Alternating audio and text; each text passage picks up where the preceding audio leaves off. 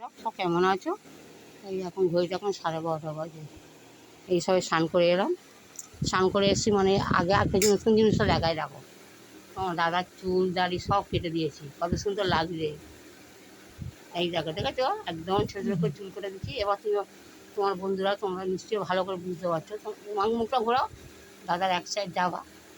এটা অপারেশন করা আছে, ওটা ওই দিকটা মানে হাড় দেওয়া নেই, ওটা চামড়া সেলাই করা। ওর জন্য উনি কথা বলতে পারে না। যাক, এ তো হতেই থাকবে। দাদাকে খেতে দিয়ে দিই। আজকে দেখো রান্না সেরকম কিছু করতে পারিনি।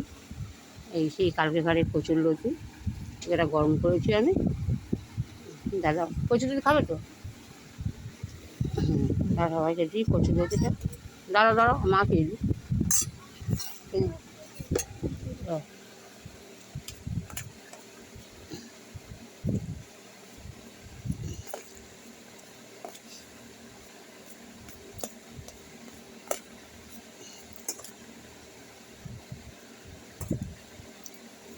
আর বন্ধুরা, একটা কথা তোমাদের সাথে শেয়ার করবো আমি। দাদা মাকে মাত্র মাখিয়ে দিই, যেটা তোমাদের সাথে সবটাই শেয়ার করি। যাই হোক, তোমরাও আমার নিজেদের মতনই হয়ে গেলে যা যা আমার ভিডিও দেখো। সবাই তো ভিডিও দেখে না, হয়তো বেঁচে গেলে হয়তো কেউ একজন আমার ভিডিও দেখছে। তাদের উদ্দেশ্যে তাদেরকেই আমি বলতে চাইছি, যেটা সবাইকে বলছি। দেখো, যদি তোমার পয়সা থাকে তোমার পাশে সবাই থাকবে, আর যদি তোমার অসহায় হয়ে যায় তোমার নিজের লোকরাও তোমাকে ভুলে যাবে, যেটা আমার ক্ষেত্রে হয়েছে। একটা সময় তোমার দাদাভাই যখন চাকরি করতো, তখন বন্ধুবান্ধব আত্মীয় স্বজন আমার ফ্যামিলি সবাই পাশে ছিল। আজকে আমি ভিখারি হয়ে গেছি, আজকে আমার কিচ্ছু নেই, কিন্তু আমার পাশে কেউ নেই। এমনকি আমার বাড়িতে বলতে আমার কোনো দুঃখ নেই, আমার বাপের বাড়ির লোকও পর্যন্ত খালিভাবে যেটা আমার ঘরে একজনই আছে, একটা যে খালিভাবে আমি অহংকারী। আমি আগে কটা ভালো ছিল না, যে আমি এখনও পর্যন্ত বুঝতে পারি না যে তার কিসের রাগ আমার উপরে। আমি তো তাদের কোনো ব্যাপারে থাকিনি। প্রথম থেকেই যা সংসারে যা রান্না হয়েছে, আমার দুই স্বামী স্ত্রী, আমি তখন তো একবেলা দিয়ে থাকতাম না, হয়তো দুপুরে যেতাম, খাওয়া দাওয়া করে বিকেলে চলে আসতাম। আমি কোনো সময় ওই বাড়িতে খুব কম আমি রাত কাটিয়েছি। আর এখন হয়ে গেছে কি, শুধু শুধু ভাত খাচ্ছে, দাঁড়াও আমরা। আর এই যে মোচা, এও কালকে ঘরে তোমাদের দেখিয়েছি, যাকে একটুখানি ছিল গরম করে রেখেছি আমি। এটা মোচাটা দাদা ভাই একটুখানি মোচা খেয়ে নি, আর আমি একটু খাবো, আমার জন্য অল্প একটু রেখেছি।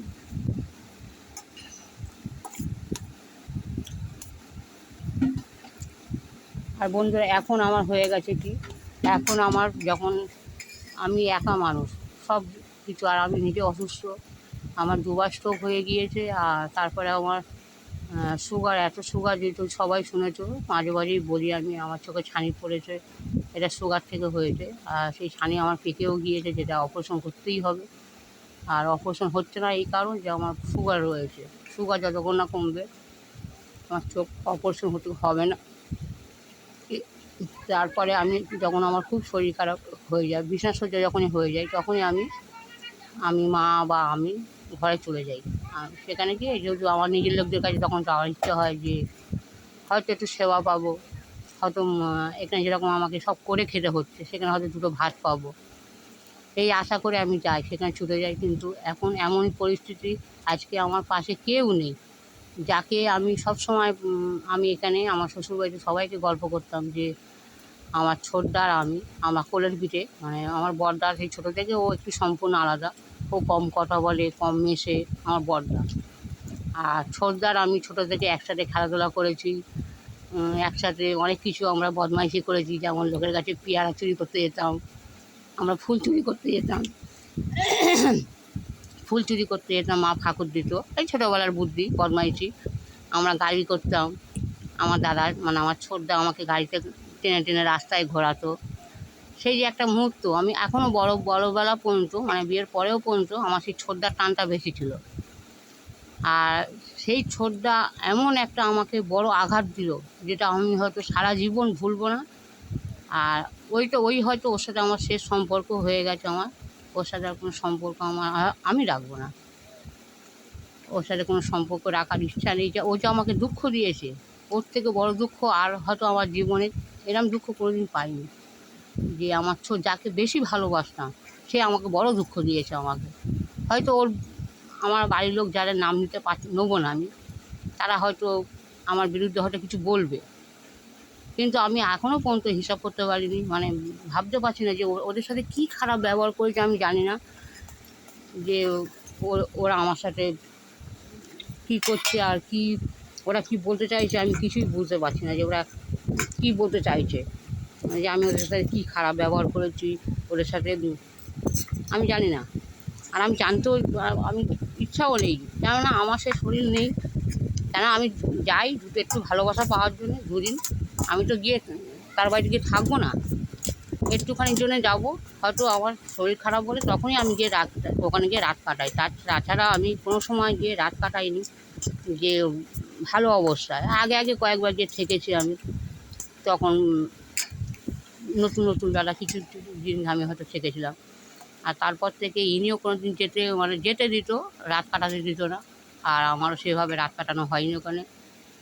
আর এখন যে আমার ছোটদা যে আমার সাথে যা ব্যবহারটা করলো, যেটা সবচেয়ে দুঃখজনক আমি কোনোদিন ভাবিনি যে অন্তত আমার ছোটদা আমার সাথে এরকম ব্যবহারটা করবে।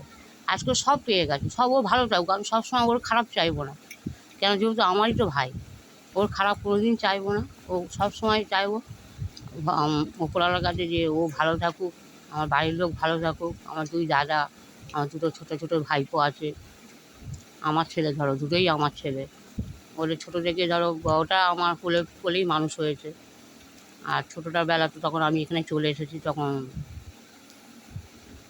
যাক ওরা ভালো থাকলে শুনতেও ভালো লাগবে, ওরা পড়াশোনা করছে শুনে খুব ভালো লাগে, যে ওরা আমরা যেটা করতে পারিনি বন্ধুরা, সত্যি কথা আমরা খুব বদমাইশ ছিলাম ছোটোবেলা, আমার তিনজনেই, বড়দা তবু করেছে, ছোটদাও করেছে, আমিও মোটামুটি করেছি, কিন্তু সেভাবে করতে পারি, কিন্তু আমার দুটো বাচ্চা খুব সুন্দর পড়াশোনা করছে, আর আমি চাই ওরা আরও এগিয়ে যাক। আর কি বলবো, আর যাকে এটা দুঃখের কথা তোমাদের সাথে শেয়ার করলাম। আর দেখো কী করেছি, এইটা করেছি আজকে ভেন্ডি দিয়ে ডালের বড়ি দিয়ে মাছের ঝোল, কাতলা মাছের ঝোল, যেটা কালকের ভিডিওতে তোমাদের দেখিয়েছি, যে আমার ননদ 2 পিস মাছ দিয়েছিল, সেই মাছ দিয়ে এটা ভেন্ডি দিয়ে আর মাছ ডালের বড়ি দিয়ে করেছি। এইটাই আছে শেষ এই রান্না। দাদাভাইকে দিই মাছটা দেখাই তোমাদেরকে, দাঁড়াও মাছটা একটু দেখাই।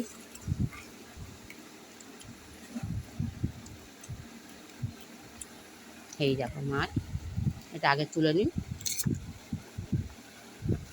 দাদাভাইকে আগে ভেন্ডি ঝোলটা দিই। আমার ভেন্ডির ঝোল খেতে খুব ভালো লাগে, যদিও খুব বড় ঝোল করিনি, সামান্য ঝোল রাখা হয়েছে, সামান্য বলতে যেহেতু দুবেলা উনি ভাত খাবে, আবার রাতেও ভাত খায়, আমি তো রাতে তোমরা সবাই যেন আমি রাতে খাই না, কারণ আমার সুগার, আমাকে একবেলা খেতে হবে ভাত।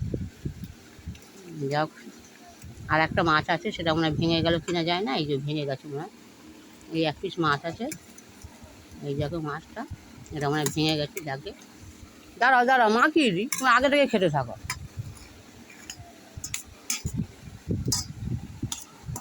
এই দুপুরে আছে খাওয়া দাওয়া।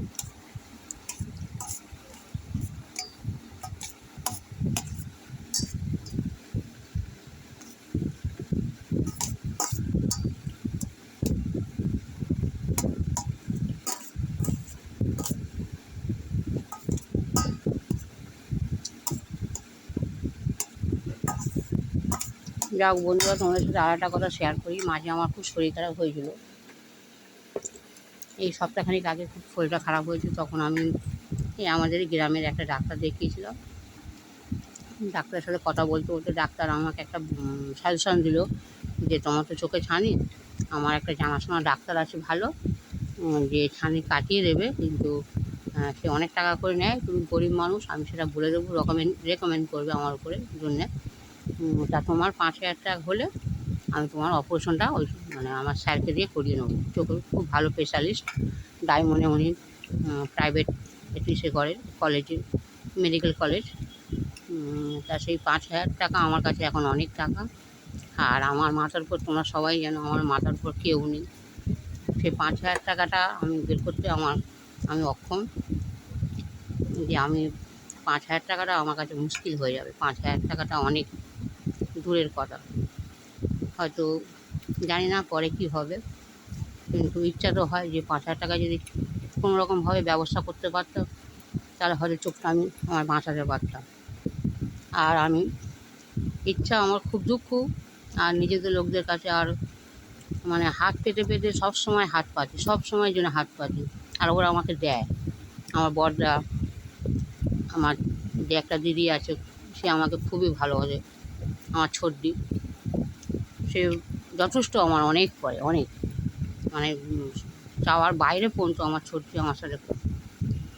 কিন্তু ইচ্ছা নেই, সবসময় হাত পেতে পেতে চাইতে ওর নিজের কাছে একটা লজ্জা বেসে গেছে যে সবসময় তাদের কাছে চাওয়া যায় না। কারণ আমার কী বলবো, হয়তো আমি সেভাবে তোমাদের কাছে বলতে পারছি না যে আমার কতটা খারাপ লাগে তাদের কাছে ওই জিনিসটা চাইতে। সবসময় হাত পাততে যেন নিজের একটা লজ্জা বোধ। আর ও তো আমার ছোটদি তো আমাকে না চাইতেই আমার দেয়,